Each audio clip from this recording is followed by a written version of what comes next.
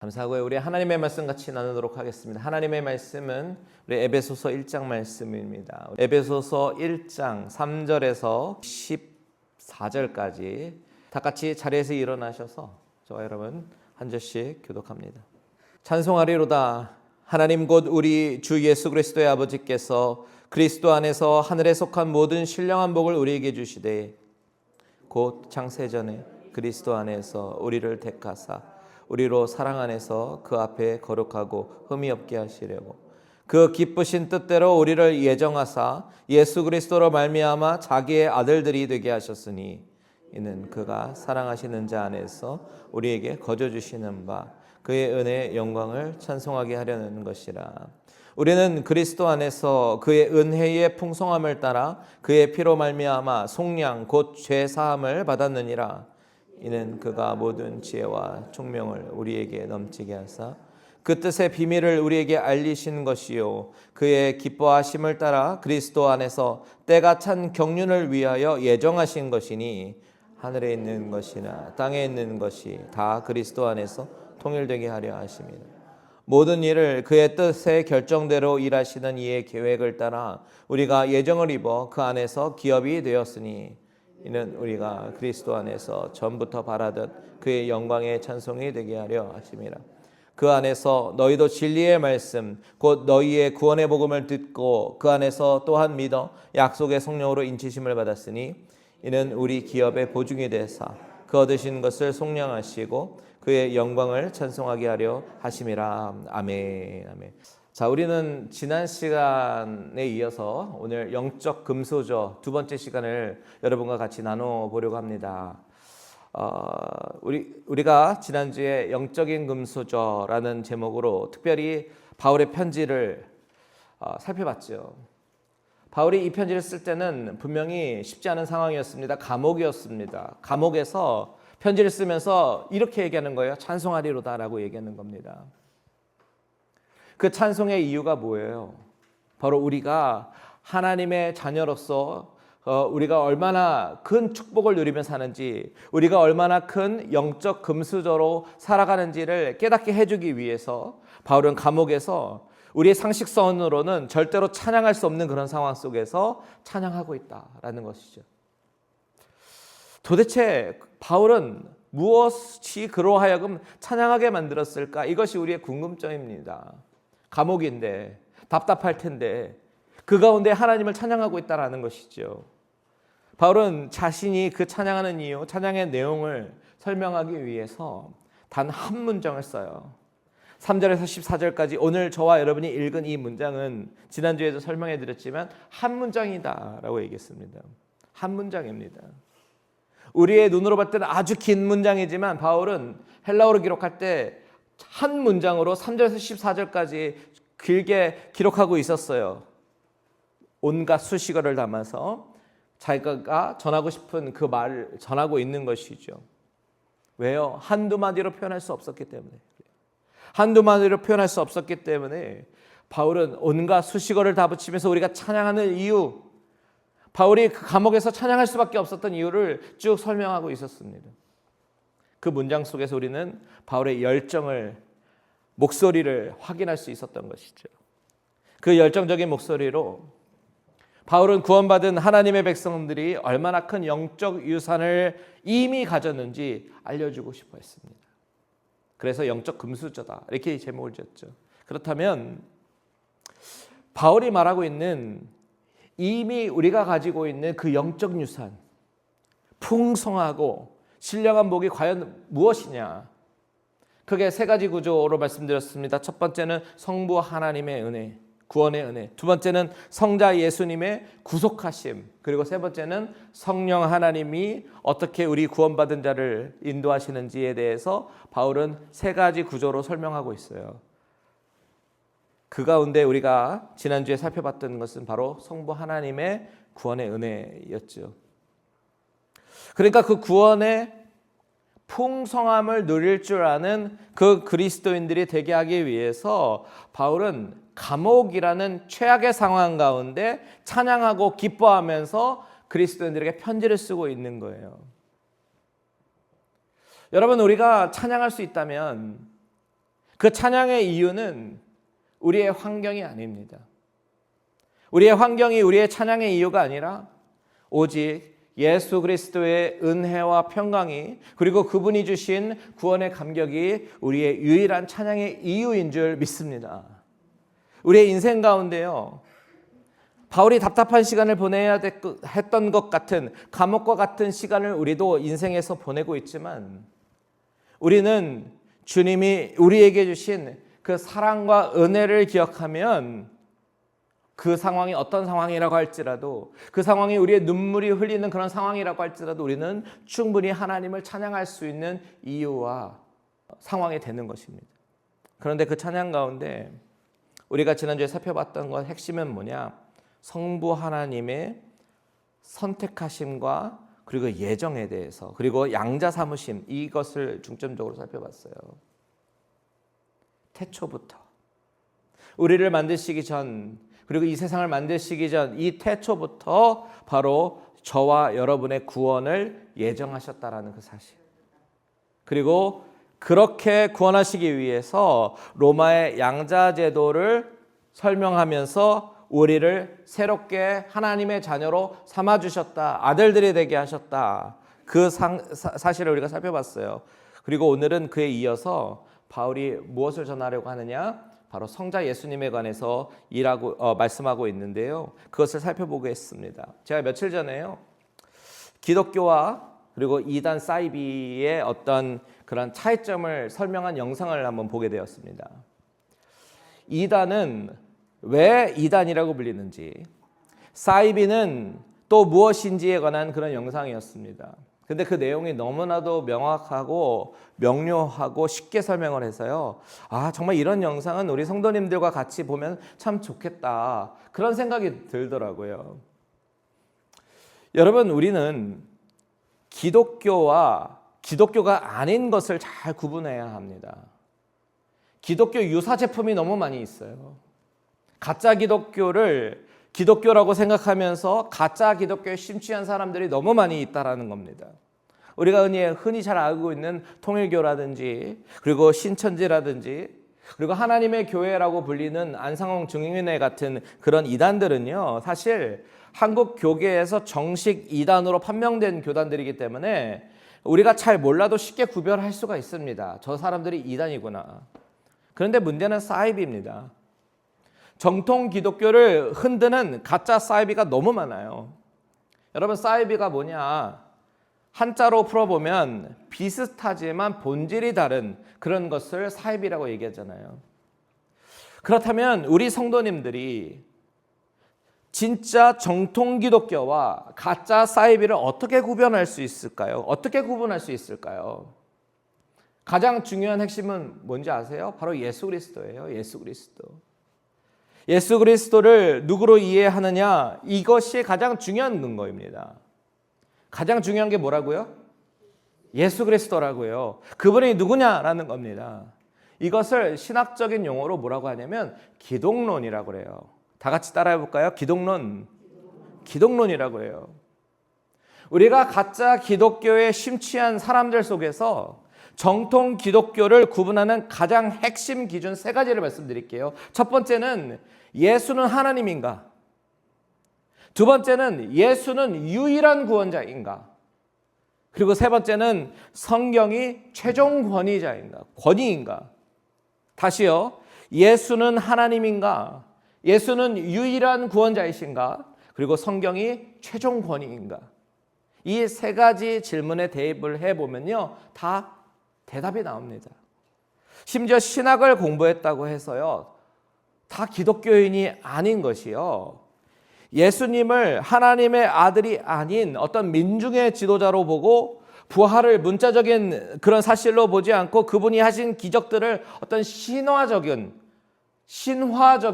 그런 일들로 각색을 해서 바라보는 사람들이 있어요. 예를 들면 도올 김용옥이라든지, 아니면 자유주의 신학자 하르낙이나 슈트라우스라, 아니면 볼트만 같은 사람들은요, 예수님을 역사적 인물로만, 역사적인 예수로만 인정을 하고 갈릴리의 혁명적인 인간으로 생각을 하는 것이죠. 그러면 그들이 말하는 기독교는 뭐예요? 기독교라는 같은 단어를 쓰지만 사실은 그들이 말하는 기독교는 기독교가 아니죠. 우리랑 다른 종교를 이야기를 하고 있는 거예요. 철학적으로 이해를 하려고 하니까, 우리의 이성으로 이해를 하려고 하니까 이름만 같을 뿐 다른 종교를 이야기하고 있는 것이죠. 그런데 여러분, 우리 지난주에도 말씀드렸지만 우리가 가진 인간의 이성이 완벽하지 않다라는 것을 우리가 전제하잖아요. 한계가 분명하잖아요. 우리 인간은요. 그래서 우리는 과연 성경이 뭐라고 이야기하느냐, 그것을 봐야지 한낱 내 머리로 이해되는 그런 수준으로 이게 다라고 말할 수가 없는 겁니다. 한낱 인간의 이성이 어떻게 그렇게 크시고 광대하신 그런 하나님을 다 설명할 수 있겠습니까? 그래서 오늘 우리는 성경은 어떻게 설명하는지 귀 기울여 들어야 합니다. 오늘 본문에서 바울은 하나님이 주신 하늘에 속한 모든 신령한 복이 무엇인지를 설명하면서 성부 하나님의 선택과 예정에 대해서, 그리고 양자 삼으심에 대해서 설명을 했고요. 이제 예수 그리스도의 구속 사역을 설명합니다. 7절을 다 같이 한번 읽어볼게요. 시작. 우리는 그리스도 안에서 그의 은혜의 풍성함을 따라 그의 피로 말미암아 속량 곧 죄 사함을 받았느니라. 아멘. 여러분, 여기 속량이라는 단어에 펜이 있으면 한번 동그라미를 한번 쳐보세요. 속량. 속량이 뭐죠? 속량이 뭐예요? 몸값이에요. 몸값.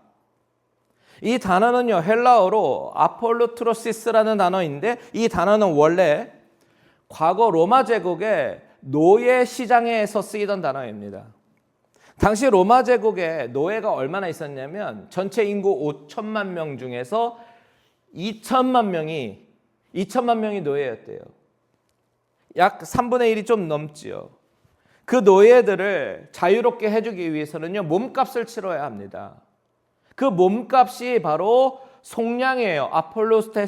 아폴로트로시스라는 단어의 뜻이에요. 그것이 노예의 값을 치러주고 자유로 풀어주는 것, 그것을 이야기하는 겁니다. 그것이 속량입니다.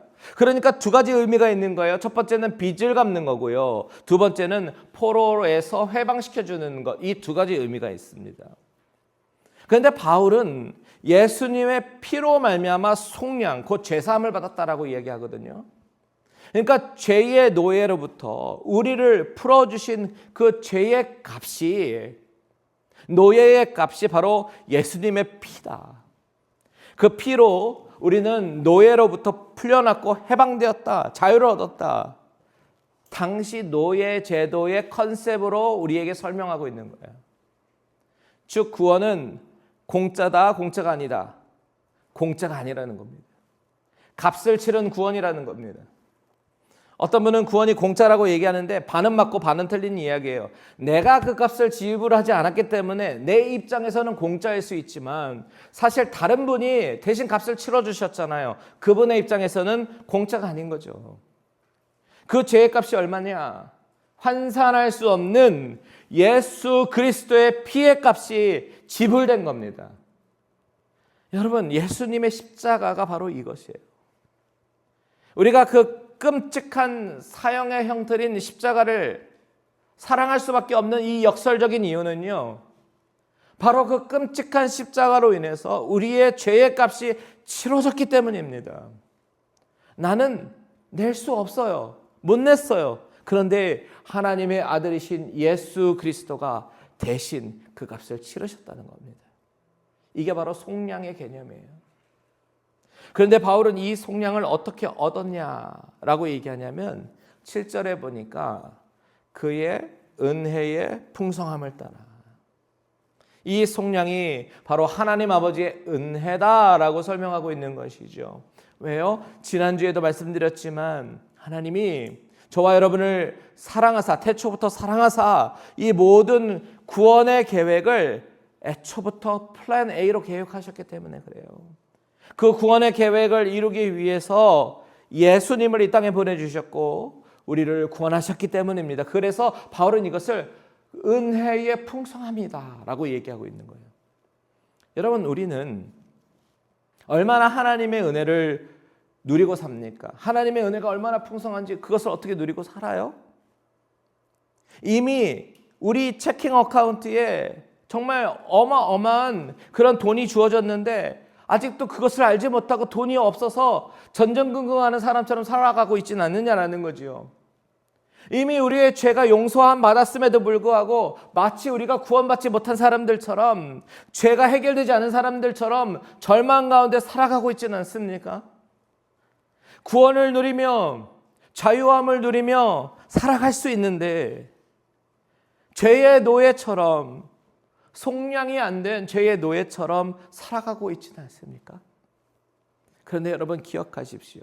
우리는 이미 그 죄의 값이 치러진 그 풍성한 복을 받은 사람인 줄 믿으시기 바랍니다. 바울이 그것을 이야기하고 있는 거예요. 그런데 여러분 잘 보십시오. 이 모든 구원의 계획은 성부 하나님으로부터 계획이 세워졌지만, 그렇다면 그 구원의 계획을 이루신 분, 액션을 하시고 이루신 분이 누굽니까? 예수 그리스도예요. 오늘 3절부터 쭉 다시 한번 읽어 내려가면서 한번 보시면서 바울이 구원의 풍성함을 잘 설명하기 위해서 예수 그리스도라는 단어를 얼마나 많이 쓰고 있는지 한번 체크해 보세요. 한번 동그라미 쳐보세요. 예수 그리스도 나오면 한번 동그라미 해보세요. 그리스도라는 단어가 몇 번이나 나옵니까? 3절에 먼저 보시면 우리 주 예수 그리스도 한번 나오고, 또 그리스도 안에서 한번 또 나오지요. 4절에 보면 그리스도 안에서도 나오고요. 5절에 보니까 예수 그리스도로 말미암아. 7절에 보시면 그리스도 안에서. 9절에도 나와요. 그리스도 안에서 때가 찬 경륜을 위하여 예정하셨다. 10절에도 다 그리스도 안에서 통일되게 하려 하심이라 라고 얘기하고, 12절에 보시면 우리가 그리스도 안에서 전부터 바라던 그의 영광에 찬송이 되게 하려 하심이라. 그리고 13절에 보면 그리스도란 단어는 나오지 않지만 그 안에서 두 번이나 나옵니다. 다 예수 그리스도를 가리키는 말이죠.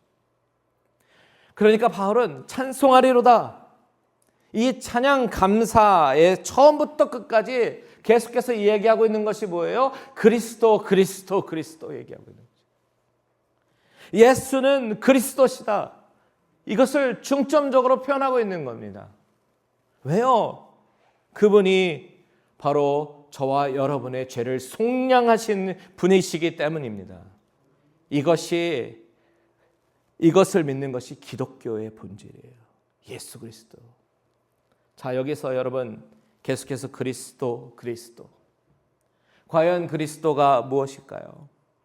성경 공부하신 분들은 아시겠지만 그리스도는 기독교 신앙의 핵심이 되는 단어죠. 헬라어로는 크리스토스, 우리랑 비슷한 단어가 쓰였어요. 뜻은 기름 부음 받은 자입니다. 그런데 구약의 히브리어로 보면 기름 부음 받은 자라는 똑같은 뜻을 가진 히브리어가 등장해요. 그게 뭐냐? 메시아입니다. 메시아. 잘 아는 메시아. 그러니까 메시아와 같은 단어가 그리스도라는 거죠. 그렇기 때문에 예수는 그리스도, 이 고백은 예수는 메시아이십니다. 예수는 기름 부음 받으신 분이십니다 라는 고백을 하는 겁니다. 그래서 이 고백이 너무나도 중요한 거예요. 예수 그리스도. 우리가 너무나도 습관적으로 얘기하지만 예수님이 그리스도시다라는 이 고백은 너무나도 중요한 거예요. 그래서 베드로가 주는 그리스도시요 살아계신 하나님의 아들이십니다 라고 고백했을 때 주님께서 칭찬하신 것이죠. 그러면 기름 부음 받은 자, 유대 사회에서 오직 세 가지 직분만 기름 부음을 받았습니다. 첫 번째는 왕입니다. 두 번째는 선지자입니다. 세 번째는 제사장이에요.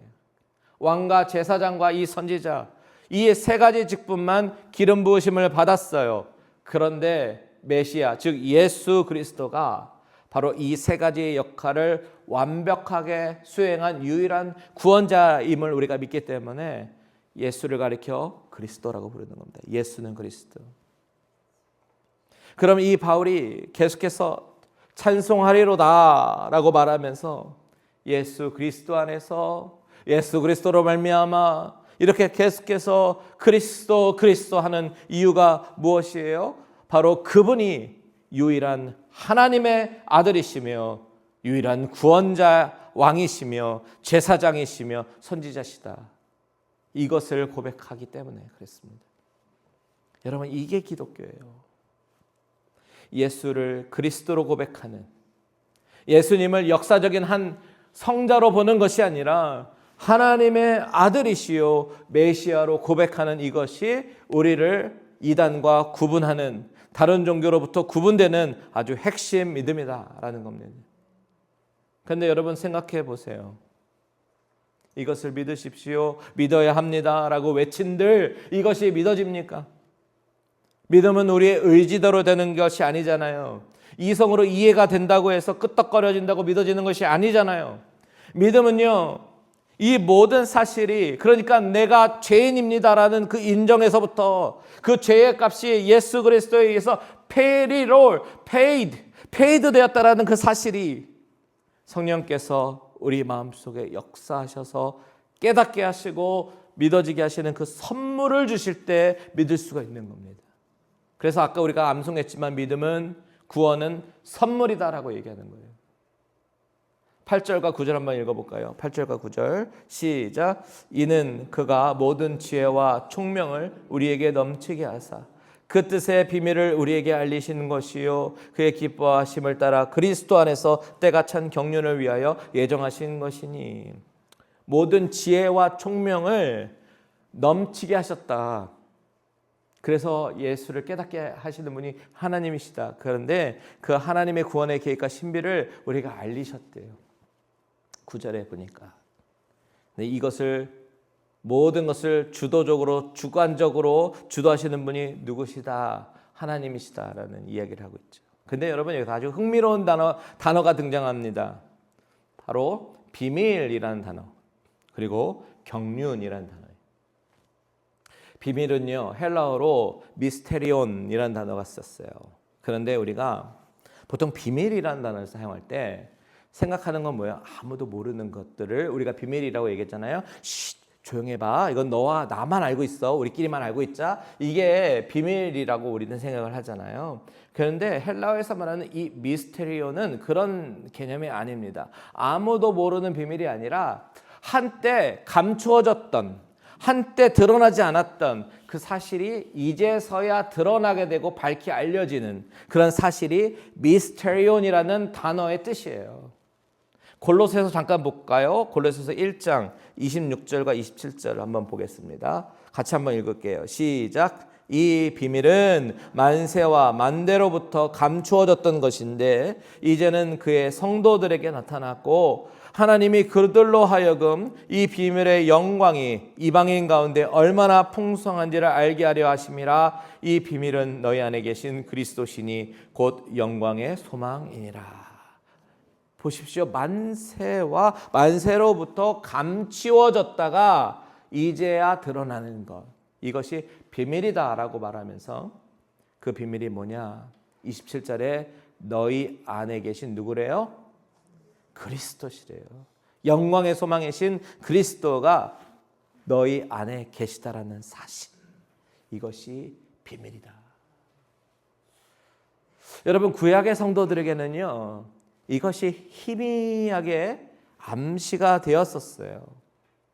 그분이 오시기 전까지는 이 미스테리온이 실체를 알 수가 없었습니다. 그런데 이제는 우리에게는, 신약을 살아가는 우리에게는 이것이 열려졌어요. 여러분, 저와 여러분은요, 이 우주 최대의 비밀을 알고 있는 사람들이에요. 우리 옆 사람들과 한번 이렇게 얘기해 볼게요. 당신은 우주 최대의 비밀을 아는 사람입니다. 우주 최고의 비밀을 아는 사람입니다. 요즘 말로 말하면 대박 정보를 알고 계시는 분이에요. 요즘에 한국 사람들이 주식을 많이 한다고 하는데요. 만약에 어떤 회사 주식을 사면 그 주식이 대박 날 거다, 확실한 정보를 안다고 한번 해보죠. 그러면 그 정보를 아는 사람이 별로 많지 않고 몇 명만 알고 있다면 어떻겠어요? 그 사람들끼리 만나면 야, 우리 대박 났어, 이렇게 얘기하지 않겠어요? 저와 여러분들이 바로 그 대박 정보를 아는 사람들이라는 거예요. 두 번째 단어는 뭐냐? 경륜이라는 단어예요. 경륜. 헬라어로 오이코노미아라는 단어인데요. 두 가지 단어로 합성됐어요. 첫 번째는 오이코스라는 집, 하우스홀드, 가정, 이런, 그것이 오이코스인데 뒤에 노모스라는 단어, 법, 율법, 그리고 원리 뭐 이런 단어가 합쳐진 단어예요. 그러니까 집을 다스리는 법, 집을 운영하는 원리, 이것이 바로 경륜이라는 단어가 가지고 있는 뜻입니다. 즉 그렇다면 하나님의 경륜이라고 얘기하면 하나님이 다스리시는 원리, 하나님이 하나님의 집인 교회를 다스리시는 계획과 뜻, 이것이 바로 하나님의 경륜이라는 단어의 뜻이에요. 이 하나님의 경륜이 얼마나 놀라운지 성경은 이야기합니다. 우리가 지난주에 묵상했던, 새벽 예배 때 묵상했던 창세기의 말씀을 빌려서 얘기하면 하나님이 아브라함에게 자녀를 주시겠다고 말씀하셨어요. 그 땅에 자손들이 하늘의 별과 같이 많게 하시겠다고 말씀하셨어요. 그런데 그 손자 야곱의 때는요, 야곱은 평생 자기 꾀로 혼자 살아가려고 애를 쓰다가 요셉을 잃었습니다. 그런데 요셉은 사실 잃은 것이 아니라 하나님의 경륜에 의해서 애굽에 먼저 가게 하신 것이다 라고 사실 성경은 증거하고 있거든요. 그들을 기근으로부터 보호하시고 보존하시기 위해서 애굽으로 요셉을 먼저 인도하시는 거예요. 그뿐만입니까? 사도행전 보면 스데반 사건 기억나시죠? 스데반은 돌에 맞아서 순교합니다. 기독교인들이 핍박을 받으니까 무서워서 다 흩어져요. 그런데 그 흩어진 사람들로부터 복음이 더 전파되죠. 핍박이 오히려 더 전도의 통로가 되는 것이죠. 이것이 하나님의 역설입니다. 이것이 하나님의 경륜이에요. 오래전에요, 제가 어떤 집사님과 만나서 신방을 했는데, 오래전 일이에요. 그분 절대로 교회 나오실 수 없는 분이었다고 본인이 말씀하셔요. 그저 세상에서 술과 유흥만을 즐기면서 그리고 친구들을 벗삼아서 사시는 것이 인생의 낙이셨던 분이었는데 이미 와서 너무나도 힘든 거예요. 사람과 사람과의 관계에서 상처도 많이 받고 힘들고 경제적으로도 신분적으로도 너무나도 힘든 겁니다. 그런데 어느 날 교회 가야겠다라는 생각이 들어서 교회 갔더니만 그때 하나님을 알게 되었고 예수 그리스도를 영접하게 되면서 오히려 그 구원의 기쁨에 교회에 열심히 섬기는 교회 관리인이 되셔서 교회 모든 굳은 일도 도맡아서 하시는 그 집사님의 인생의 스토리를 들은 적이 있었습니다. 때로는 우리의 눈에 고난이라는 그렇게 해석이 되는 그런 상황도 우리 하나님의 경륜의 시각으로 보기 시작하면요, 우리를 이미 창세전부터 선택하시고 우리를 그리스도께 이끄시는 그 하나님의 장치로 고난을 사용하시기도 하신다라는 겁니다. 그래서 바울은 이것을 미스터리다, 이것이 구원의 신비다, 하나님의 경륜이다, 이렇게 말하고 있는 것입니다. 여러분, 저와 여러분이 이 자리에 있는 것도 결코 우연이 아니라니까요. 하나님의 섭리와 계획 안에 있음을 믿으시기 바랍니다. 11절을 같이 읽겠습니다. 11절 시작. 모든 일을 그의 뜻의 결정대로 일하시는 이의 계획을 따라 우리가 예정을 입어 그 안에서 기업이 되었으니, 성경은 계속해서 이야기합니다. 하나님은 이미 다 계획하셨다고. 우리가 예정론을 부인할래야 부인할 수가 없는 것이요, 성경에 나오잖아요. 성경에 없는 이야기를 하는 것이 아닙니다. 하나님의 뜻과 계획에 의해서 우리가 무엇이 되었대요? 기업이 되셨다. 기업이 되었다. 여러분, 기업이 뭡니까? 이것을 두 가지로 해석할 수 있는데, 하나는, 여기서 말하는 기업은 유산으로 분배된 토지와 같은 그런 상속을 이야기합니다. 헬티지를 이야기하는 거예요. 하나님의 자녀에게 주시는 상속자가 되었다라는 겁니다. 우리가 지난주에 양자에 대해서 살펴봤는데, 하나님의 자녀가 되었다. 양자는요, 신분이 바뀌어버린 겁니다. 이제는 죄의 노예에서 하나님의 상속자로 신분이 바뀌어진 거예요. 두 번째 해석은 우리가 바로 하나님의 소유가 되었다. 너는 내 것이다. 하나님의 소유가 되었다라는 거예요. 하나님의 입장에서 세상 모든 것들 중에서 우리를 특별히 선택하셔서 자신의 소중한 재산, 자신의 보물로 삼으셨다라는 의미가 되는 거예요. 이 두 가지 해석이요, 동시에 포함된 단어가 바로 기업이라는 기업이라는 단어의 뜻이에요. 그러니까 하나님의 예정에 따라서 우리가 그 안에서 기업이 되었다라는 말의 의미는 하나님이 저와 여러분을 가장 소중한 보물로 여기시고 동시에 하나님 나라의 모든 것을 물려받을 상속자로 당당히 세워주셨다라는 아주 놀랍고 영광스러운 선언인 거예요. 여러분, 이제 바울이 감옥에서 찬송하리로다라고 외치는 이유를 너무 잘 알 것 같지 않습니까?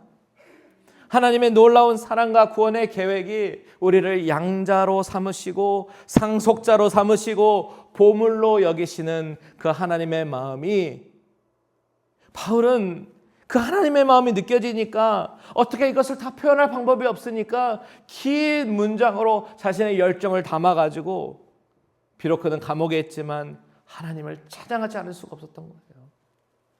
에베소 교인들에게, 그리고 오늘날 갈릴리 은혜교회 성도들에게 우리가 바로 그런 사람이다 라는 것이죠. 영적 풍성한 복을 받은 사람들이라는 겁니다. 여러분들은 복 받은 사람들이에요. 우리 옆에 분이랑 같이 인사합니다. 복 많이 받으세요. 복 많이 받으세요. 네. 그러면서 바울은요, 마지막으로 성령님의 사역을 이렇게 설명합니다. 13절과 14절 같이 한번 읽겠습니다. 시작. 그 안에서 너희도 진리의 말씀 곧 너희의 구원의 복음을 듣고 그 안에서 또한 믿어 약속의 성령으로 인치심을 받았으니 이는 우리 기업의 보증이 되사 그 얻으시는 것을 속량하시고 그의 영광을 찬송하게 하려 하심이라. 여러분, 약속의 성령으로 무엇을 받았대요? 인치심을 받았다. 그렇죠? 약속의 성령으로 인치심을 받았다. 14절에는 우리의 기업에 무엇이 되셨대요? 보증이 되셨대요. 여러분, 이 인치심과 보증 어떤 느낌이에요? 확증시키는 느낌이죠. 인치시고 보증하셨다. 인치셨다라고 하는 건 도장 찍는다는 얘기죠. 이 물건 내 거야. 도장 꽉 찍는 거예요. 어렸을 때 우리 초등학교 때 견출지에 이름 써가지고 여기저기 다 붙였잖아요. 이건 이광색 거라고 딱 붙이잖아요. 하나님이 도장을 딱 찍으시는 거예요. 너는 내 것이다라고. 이게 바로 인치심입니다. 보증은 뭐냐? 제품 보증서. 여러분, 왜 나오는 거예요? 이건 가짜가 아니라 진짜입니다라고 개런티 해주는 거잖아요. 그것을 성령님께서 보증하신다.